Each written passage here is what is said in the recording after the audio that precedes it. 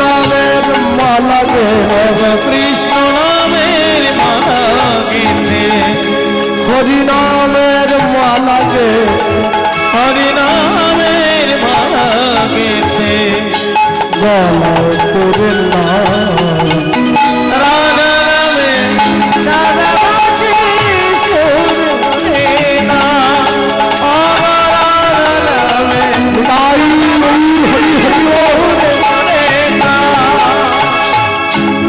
আপন করিয়া গাহ হরি নাম শান্তি পাইলে তুমি পাবে পরিত্রাণ আপন করিয়া গাহ হরি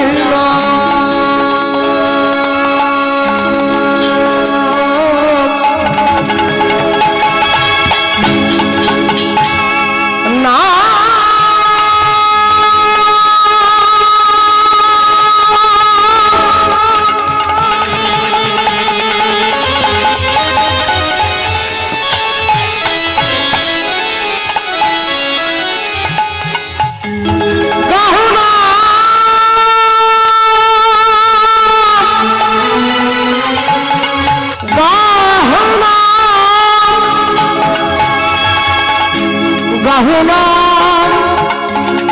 গাহুনা গাহুনা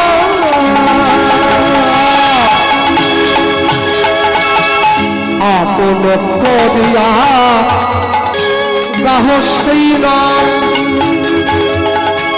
শান্তি পাইবে তুমি পাবে পরিত্রাণ আনন্দ সাগরে ভাসিয়া গবে আনন্দ সাগরে ভাসিয়া যাবে তুমি আনন্দ সাগরে ভাসিয়া গবে তুমি আনন্দ সাগরে ভাসিয়া যাবে কণ্ঠ ভরে নাম গাও নাম গাও নাম গাও রাধা নামে রাধা বাজে সুর বলে না রাধা নামে রাধা বাজে না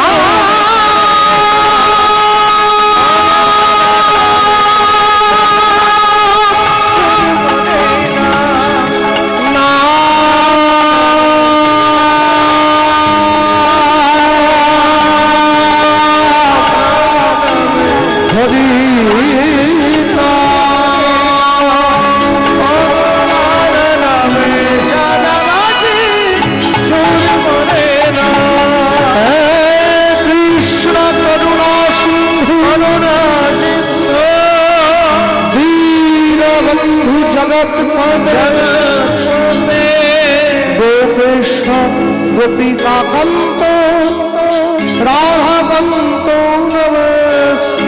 রাধা কান্ত নমস্তুতে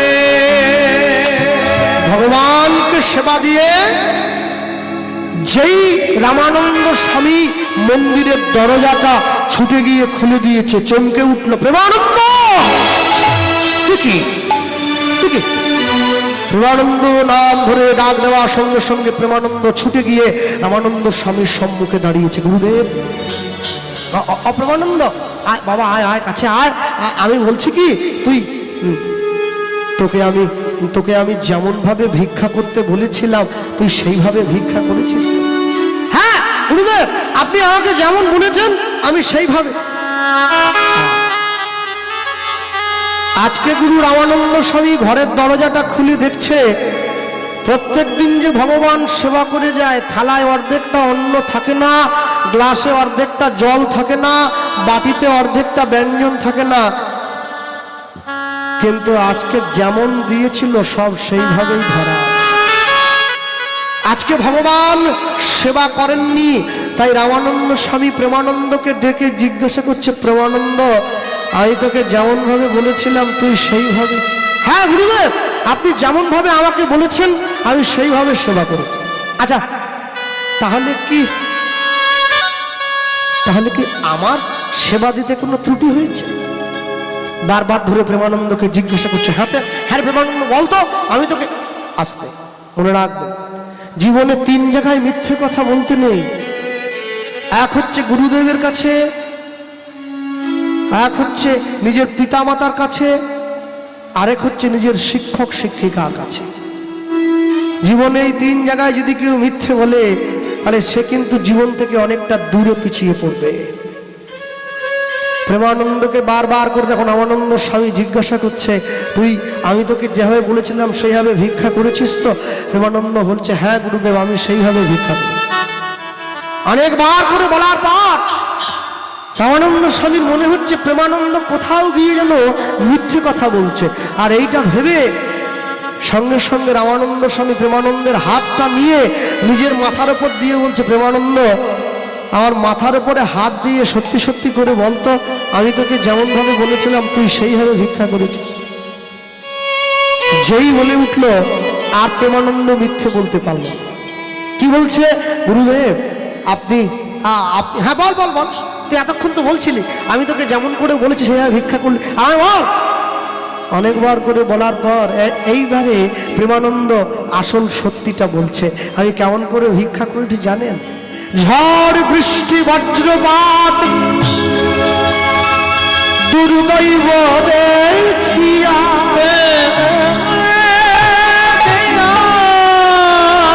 কেমনে পাইব ভিক্ষা, সবাই দিল ফিরাইয়া, সবাই দিল ফিরাইয়া।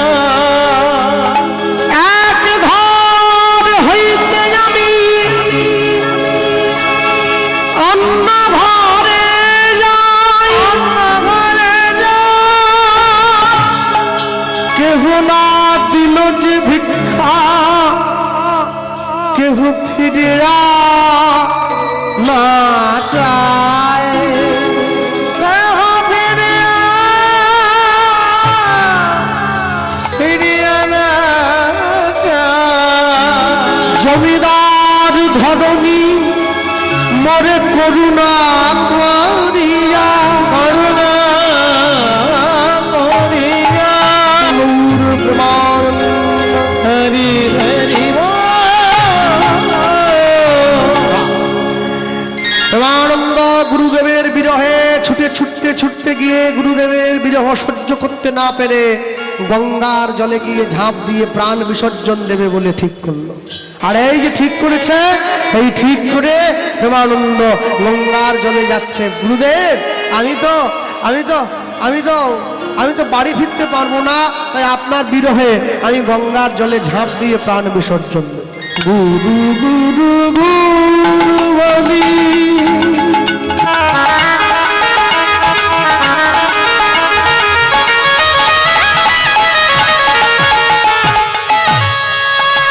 প্রেমানন্দ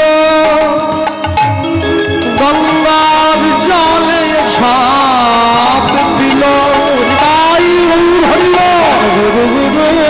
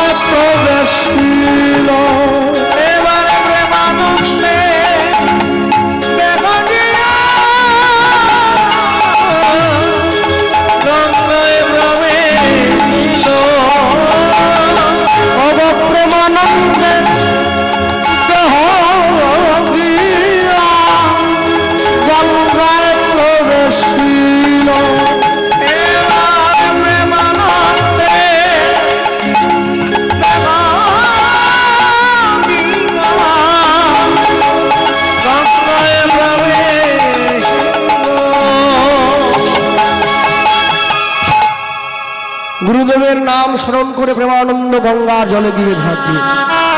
আর ওই যে গঙ্গার জলে গিয়ে ঝাঁপ দিয়ে পড়ল, প্রেমানন্দের দেহটা গঙ্গার জলে ডুবলো না, উল্টো হয়ে ভেসে রইল।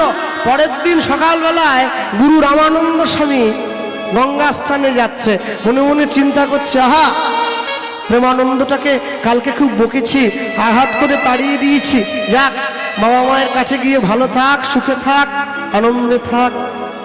প্রেমানন্দের কথাটা চিন্তা করতে করতে গুরুদেব চলে যাচ্ছে গঙ্গা স্নান করতে, হ্যাঁ, আর মুখে ভগবানের নাম গাইছে, হরে কৃষ্ণ কৃষ্ণ কৃষ্ণ হরে হরে, হরে রাম হরে রাম। একটু হাত তোলা যাবে, একটু তালি দেওয়া যাবে, একটু মুখে বলা যাবে। আচ্ছা, হরে কৃষ্ণ কৃষ্ণ কৃষ্ণ হরে হরে, হরে রাম হরে রাম, রাম রাম হরে হরে।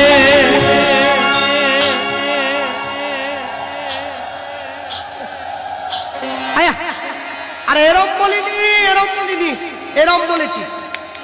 হ্যাঁ, ফোল্ডিং ছাতার বড় সমস্যা গো, একটু হাওয়া দিলে মুড়ে যায়। দাও, হরে কৃষ্ণ কৃষ্ণ কৃষ্ণ হরে হরে, হরে রাম হরে রাম, রাম রাম হরে হরে। হরি হরি বল। হরে কৃষ্ণ কৃষ্ণ কৃষ্ণ হরে হরে, হরে রাম রাম রাম হরে হরে, হরে কৃষ্ণ প্রেম সে বলো বাহু তুলে, হরে হরে, হরে রাম রাম রাম হরে হরে। হরে কৃষ্ণ কৃষ্ণ কৃষ্ণ হরে হরে, হরে রাম রাম রাম হরে হরে। তাই হরি বল। হরে কৃষ্ণ কৃষ্ণ হরে হরে, হরে রাম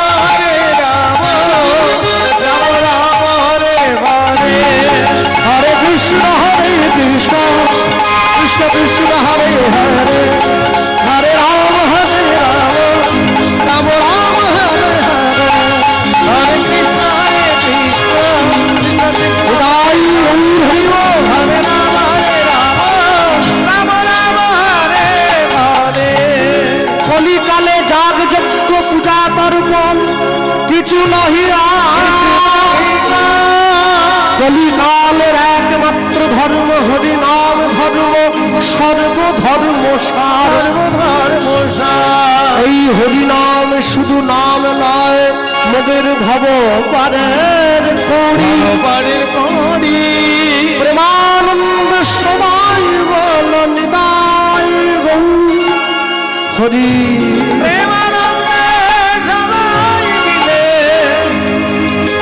নিতাই গৌর হরি।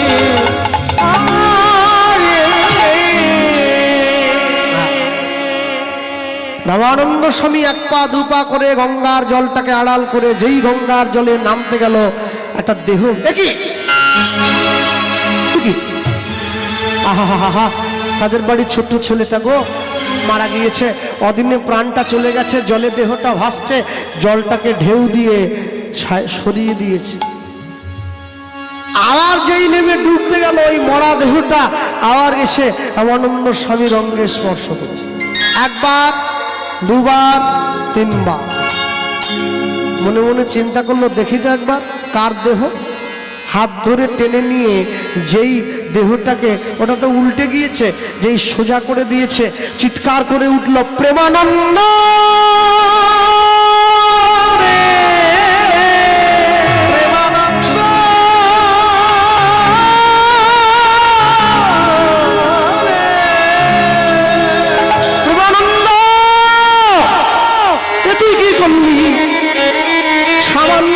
অন্যায় করেছিলি বলে ভুকেছিলাম, আমি তোকে মেরেছি, তাহলে তুই তাহলে তুই নিজের জীবন নষ্ট করে দিবি? এত অভিমান তোর, বুকের মধ্যে দেহটাকে জড়িয়ে ধরেছে। তোর মা যদি আসে, তোর বাবা যদি আসে, তাদেরকে আমি কি জবাব দেব? আমি কি বলবো? বুকের মধ্যে দেহটা জড়িয়ে ধরল, আর ওই যে জড়িয়ে ধরেছে,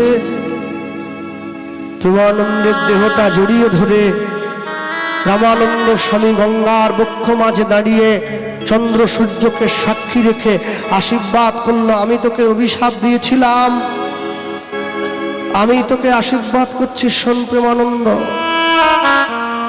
যে গুরুর বিরহে তুই প্রাণ ত্যাগ করলি, আমার খড়মের আঘাত পৃষ্ঠ দেশে শৈলী, আমি তোর গুরু তোকে আশীর্বাদ করলাম, একদিন শ্রী গোবিন্দ তোরে, বক্ষ মাঝে জড়ায় ধরবে, তাই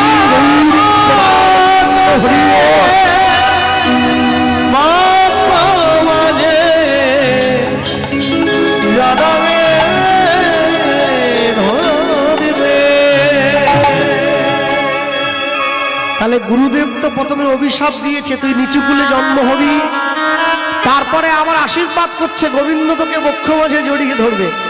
হ্যাঁ, প্রেমানন্দের দেহটা প্রাপ্তি হলো, প্রেমানন্দ মারা গেল, পরবর্তী জীবনে জন্ম হচ্ছে নিচু ঘরে। হ্যাঁ,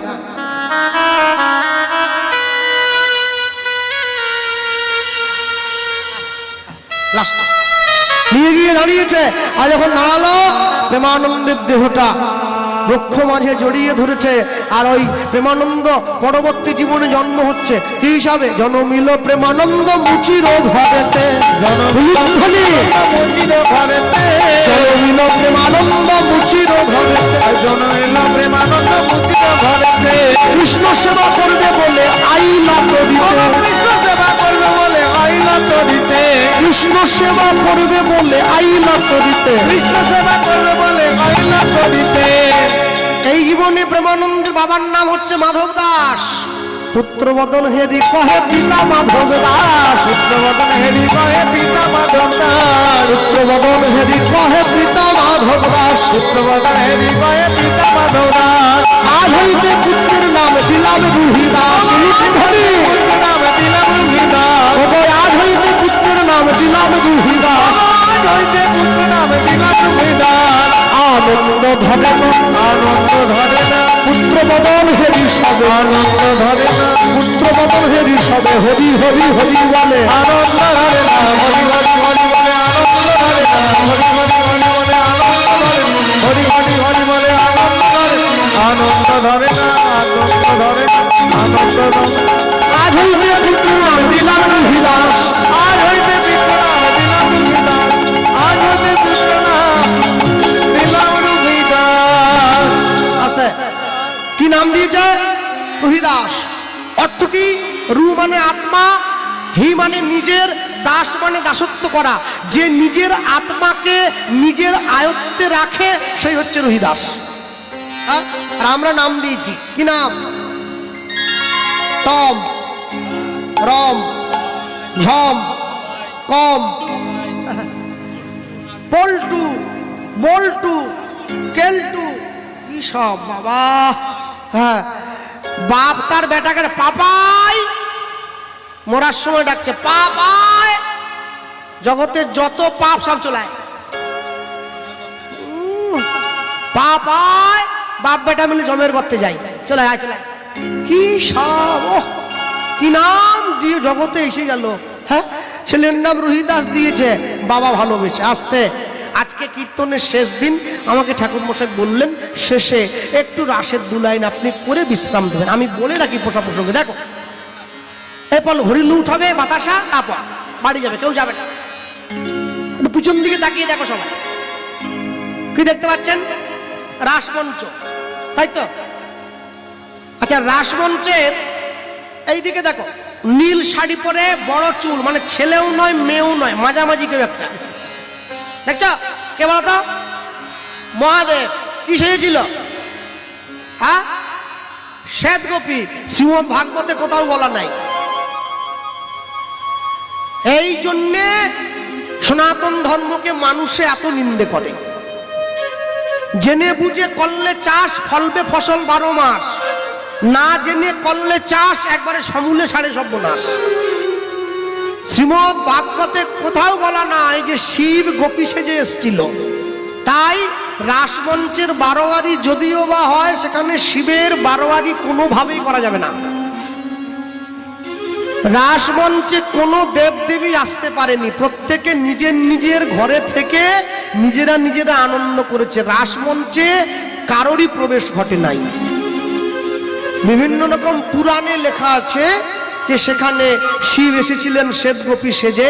যারা শ্রীমদ ভাগবত আস্বাদন করেন রাসলীলার মাধ্যমে, দেখবেন সেখানে কোনো শ্বেত গোপী টুপির কথা বলা নাই। হ্যাঁ, 100 কোটি গোপী লইয়া রাস বিলাস, আনন্দে নৃত্য করে গোবিন্দ দাস। এই যে 100 কোটি গোপী, এই 100 কোটি গোপী বৃন্দাবনে দাঁড়াবার জায়গা আছে কি? আছে? 100 কোটি লোক গোটা দক্ষিণ 24 পরগনা থাকতে পারবে? জায়গা আছে? কোথায়? ওইটুকু একটা বৃন্দাবন, 100 কোটি লোক শ্বেত গোপী। শোনো, ঊর্ধ্বলিঙ্গ ঊর্ধ্বজনী ঊর্ধ্বরতি হয়, ঊর্ধ্ব না হইলে জীবে যাবে জমালয়। পুরুষের লিঙ্গ হয় মস্তকের মণি, তা লইয়া খেলা করে দেববদ্ধজনী। শ্রীরাধিকা হয় তার প্রেমের মহাজন, সেই মানুষের বাড়ে ওজন, তাকে বলে মহাজন। হ্যাঁ, এইভাবে ধরে যারা নাম মালিকায় মালা জপ করে, দেখবেন অনেকে মালা জপ করে না, নাম মালায় লুকিয়ে। এখন তো মালা ফ্যাশন হয়ে গেছে, ফ্যাশন ফ্যাশন। এরকম করে মালা করছে, এই আঙুলটা বাইরে আছে, এই আঙুল দিয়ে আবার পটলের দাম। কিরে পটল কত রে? কিরে আলু কত রে? তুমি কোনটা করছো? মালা করছো না আলু কিনছো? হ্যাঁ, মালা আর আলু সমান হয়ে গেল। কি অবস্থা! যাইবে দক্ষিণে বলিবে পশ্চিমে, দাঁড়াইয়ে উত্তর মুখে। গোপনের প্রেম গোপনে রাখিবে, থাকিবে পরম সুখে। এ কথা দ্বিজ চণ্ডীদাস ঠাকুরের শ্রীমুখে। আরে, যে প্রকৃত প্রেম করে, যে প্রকৃত ভালোবাসে, সে ওই হাত পা কেটে গলায় দড়ি দিয়ে ঝুলে পড়বে নি কখনো। রাধারানী গোবিন্দকে ভালোবাসতো, কবার হাত কেটেছে, কবার পা কেটেছে, হ্যাঁ, কবার বিষ খেয়েছে। মনে রাখবে, একে ভালোবাসা বলা হয়। মালা হচ্ছে গোপনের বস্তু, কাউকে দেখাতে নেই।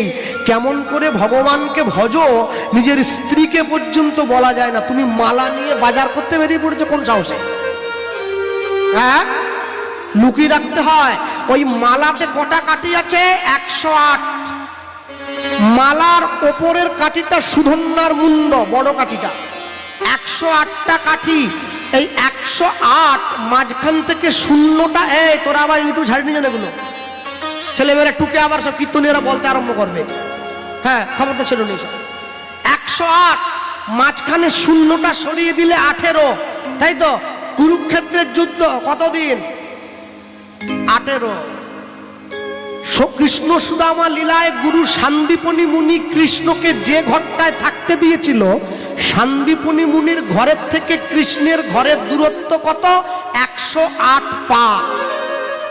পরম ব্রহ্ম আর গুরুদেবের মিলনে তবেই যোগ্য বন্ধুত্বের পরিচয় পাওয়া যায়। আর শূন্য হচ্ছে যোগ সংখ্যা। ভক্তমণ্ডলী, ভক্তিমতী মায়েরা মনে রাখবেন, ওই নাম মালিকার মধ্যের যে অংশটা না, ওটাকেই রাসমঞ্চ বলে বলা হয়। ওইটাকে রাসমঞ্চ বলে। হ্যাঁ, না তবে আমি এটা জোর দেব না, এ রাস আপনাদের দক্ষিণে হয় না।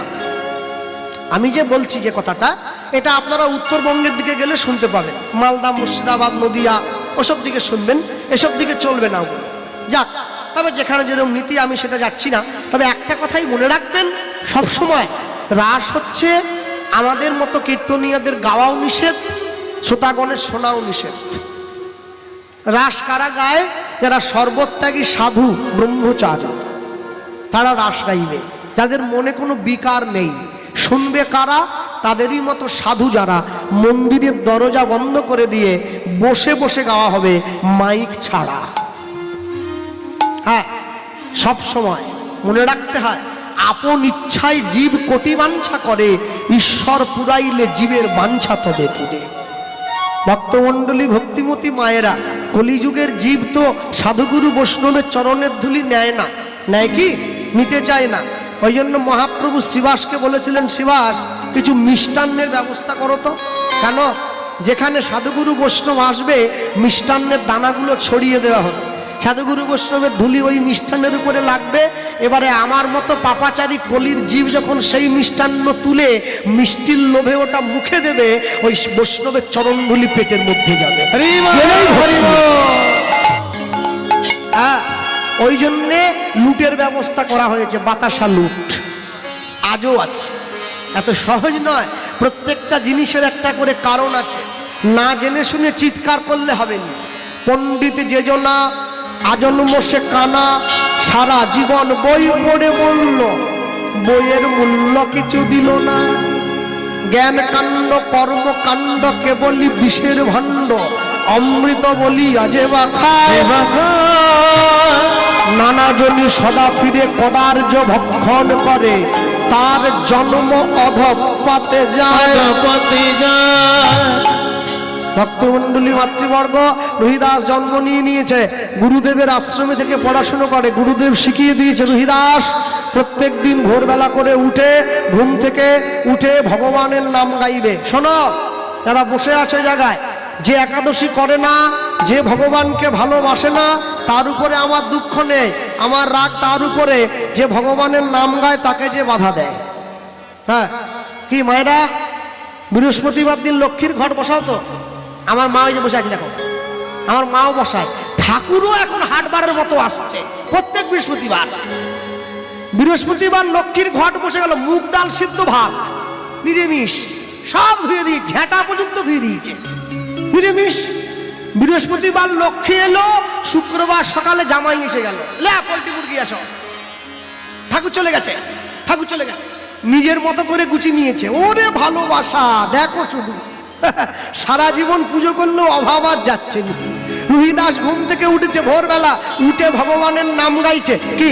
শ্যাম রাধা শ্যাম, রাধা শ্যাম, রাধা শ্যাম, শ্যাম রাধা শ্যাম, রাধা শ্যাম, রাধা শ্যাম, শ্যাম রাধা শ্যাম, রাধা শ্যাম, রাধা শ্যাম, শ্যাম রাধা শ্যাম, রাধা শ্যাম। জপনাম মুখে নিরতি রাখ বুকে, জপনাম মুখে মূরতি রাখো বুকে, জপনাম মুখে নিরতি রাখ বুকে, জপনাম মুখে মূরতি রাখো বুকে।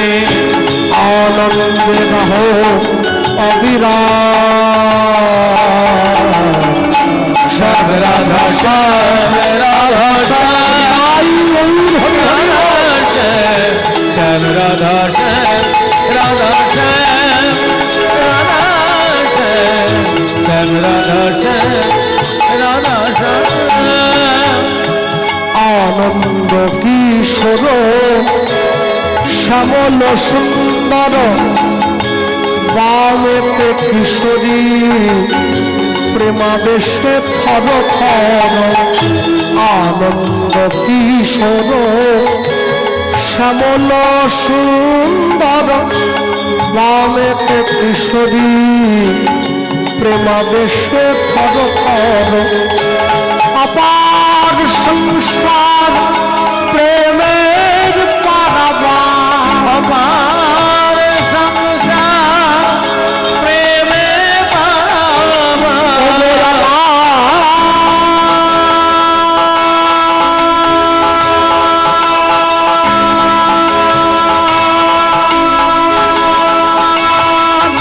সংসার প্রেমের পারাবার। অপার সংসার প্রেমে পারা।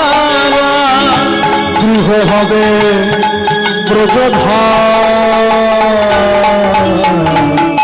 শ্যাম রাধা শ্যাম রাধা শ্যাম রাধা শ্যাম শ্যাম রাধা শ্যাম রাধা শ্যাম রাধা শ্যাম শ্যাম রাধা শ্যাম রাধা শ্যাম নাম জপে যাবে গোলক ধামে, শোকতাপ হবে দূর শ্রী হরির নামে। নাম জপে যাবে গোলক ধামে, শোকতাপ হবে দূর শ্রী হরির নামে। সাধন সিদ্ধি হবে, পূর্ণ হবে মনস্কার। সাধন সিদ্ধি হবে, পূর্ণ হবে মনস্কার। তোমাদের সাধন সিদ্ধি হবে, পূর্ণ হবে মনস্কার। সাধন সিদ্ধি হবে, পূর্ণ হবে মনস্কার। গৃহ হবে ব্রজধাম, শ্যাম রাধা শ্যাম রাধা শ্যাম তাই শ্যাম রাধা শ্যাম রাধা শ্যাম যতনা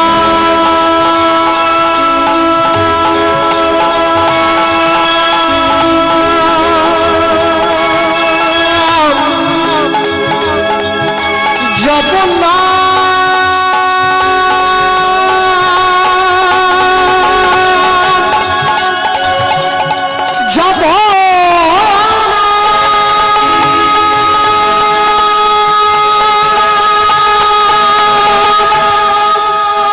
যত নাম মুখে মূরতি রাখো বুকে।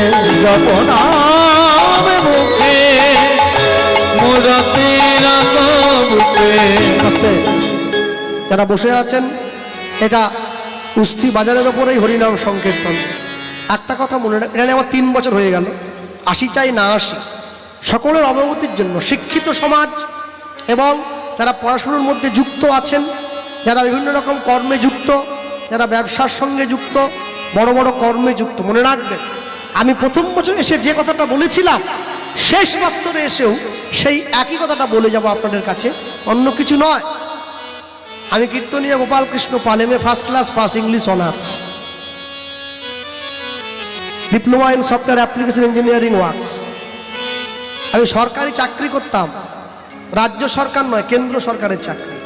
কোনো গ্রুপ ডি ফি ওই হাতে পায়ে পড়ে কাউকে ঘুষ ফুস দিয়ে চাকরি পাইনি। আমি নিজের যোগ্যতায় ছুটে পরীক্ষা দিয়ে চাকরি করেছি। হ্যাঁ, কিন্তু যেদিনকে আমি প্রথম বুঝতে পেরেছিলাম যে আমার সব কিছু পড়ে থাকবে, আমাকে সব কিছু ছেড়ে দিয়ে সবাই চলে যাবে, আমি পড়ে থেকে যাব, আমি পড়ে থেকে যাব। হ্যাঁ, 2017 সালে যখন আমার প্রথম পোস্টিং হয়, আমার শুরুতে আমার পে স্কেল শুরু হয়েছিল 70,000 টাকার থেকে।